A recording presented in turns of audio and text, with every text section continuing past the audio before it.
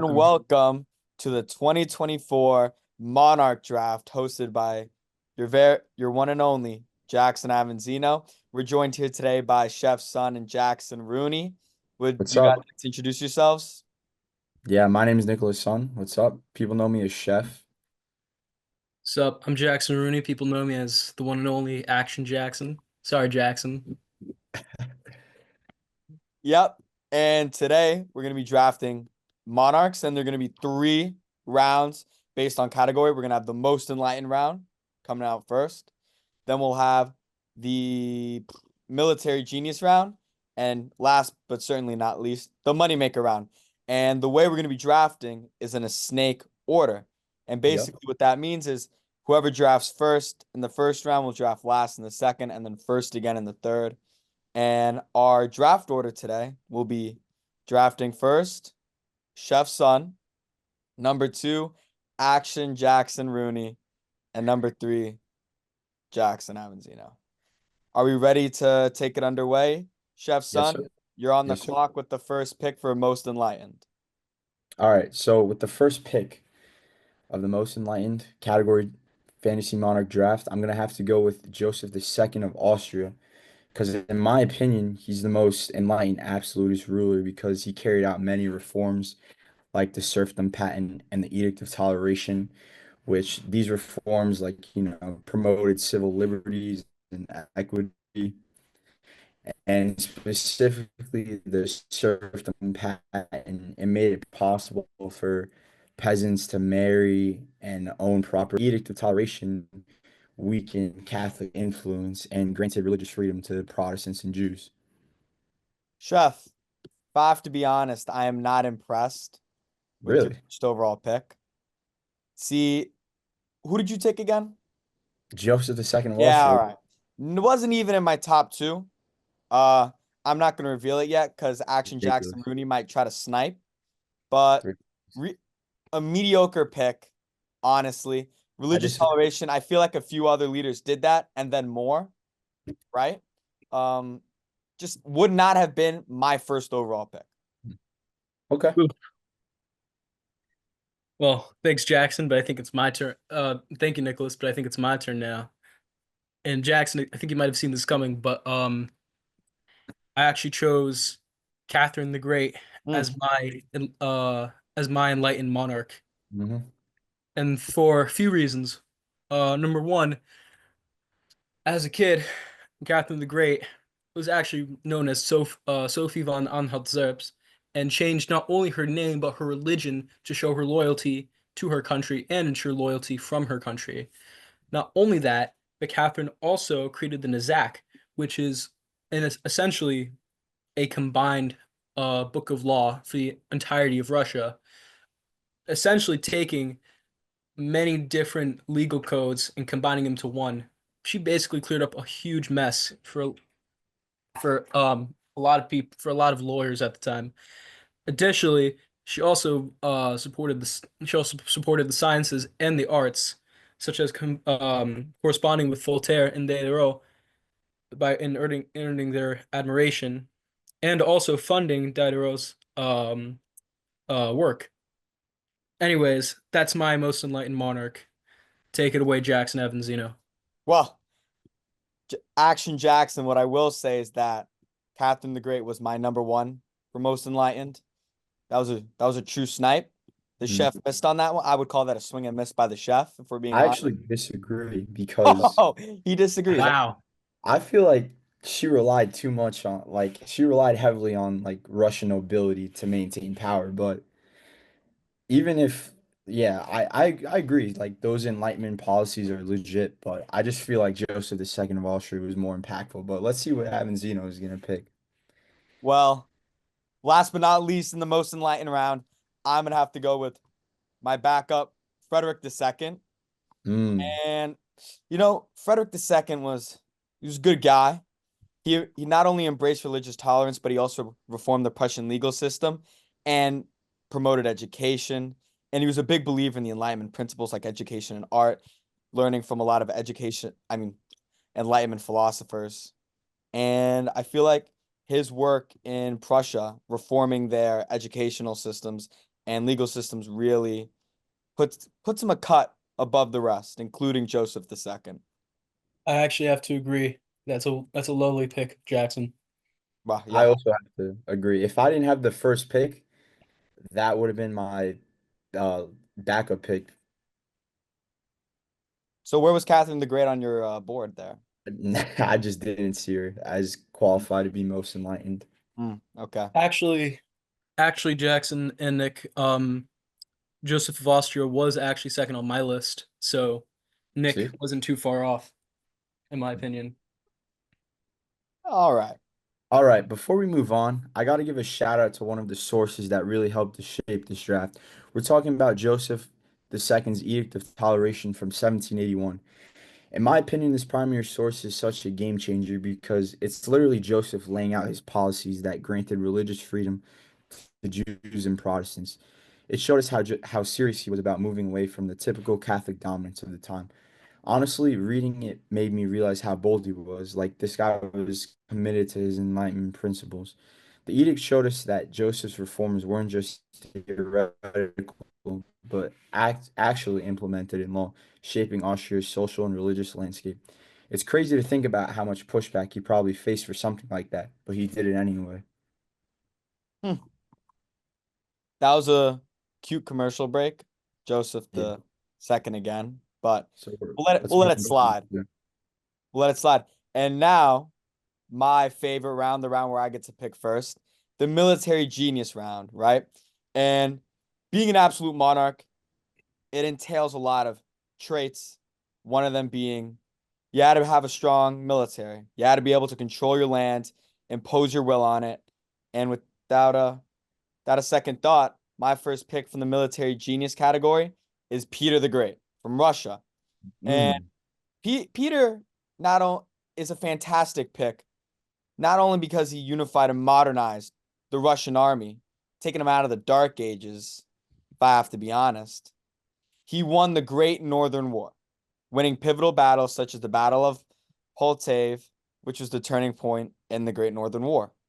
And he established Russia as a major European power and put them on the map. So when it came to this military genius category, I really wanted to pick a guy that is like dominated in military conquest, and I think Peter did the job. I have to agree with that pick. Although he was not the pick that I'm about to choose with the third pick of this category, he was my backup pick. So good job, Jackson. I know Peter was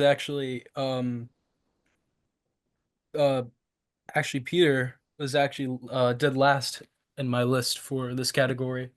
I have no idea where you got that from, Jackson. Well, Action Jackson, you and me have a few differing opinions, I'll say the least. Um, Ready to move on to my choice? Okay. Ready as ever. All right, my first choice for military genius was Frederick William I of Prussia. Mhm. From the beginning of his rule, he started off with 38,000 soldiers inherited from his father, and by the time of his death, he had increased the size of his army to 80,000 soldiers. Frederick created an officer corps from scratch out of the nobility, reformed the country's finances to support the army more effectively, and encourage excellence in his officer corps by creating by starting a first by starting a minor system of merit. Additionally, he created um, compulsory education programs for his officer corps and beyond to ensure his officers were among the smarter ones.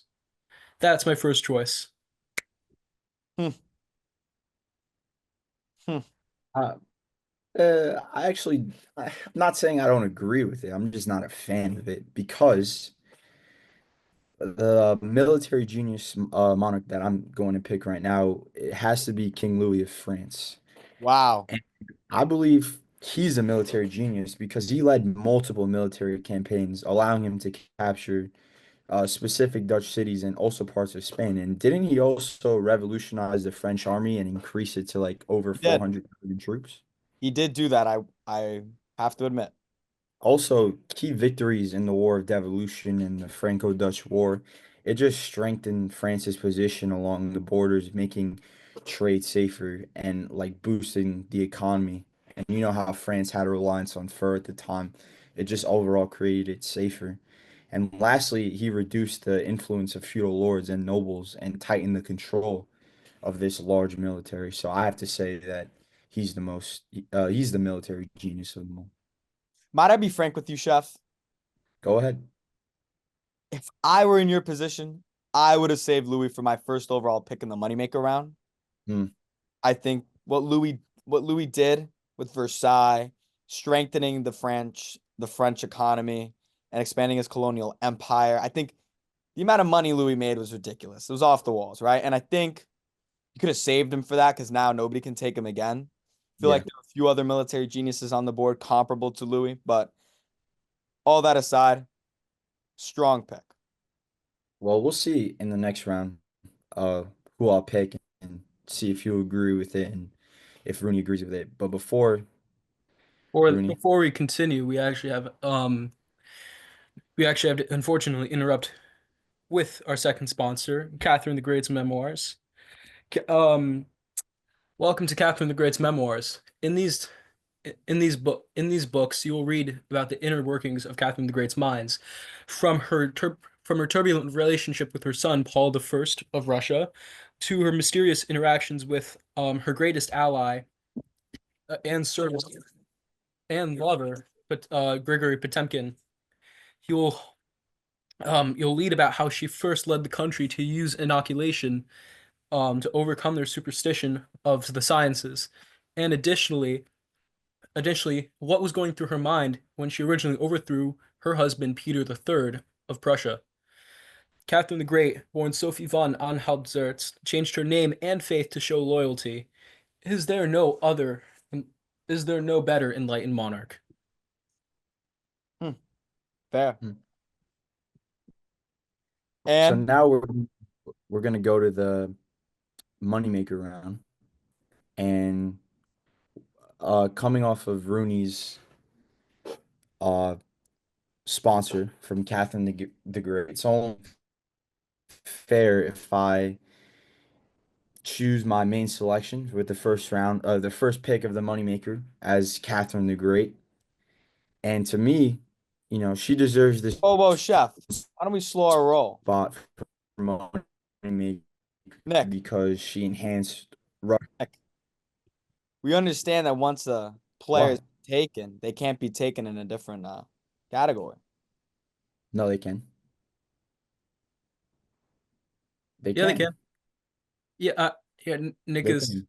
Mr. Son is right here. The They draft is only limited to the categories that they're drafted to. Hmm. can. Yeah, we're good. Well, color me surprised. Otherwise, my choice of Frederick, um, I believe my choice of Frederick the First would be invalidated. No? No, nobody Yeah. took. No, that's fine. No, Catherine Great.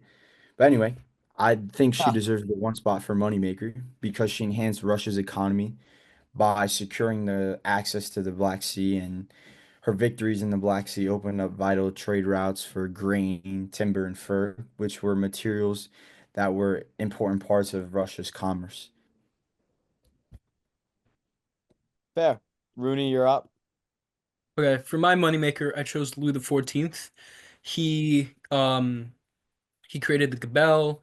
He used intendants to supervise the taxation process, and um his attempt to bypass corruption, he introduced increasing taxes um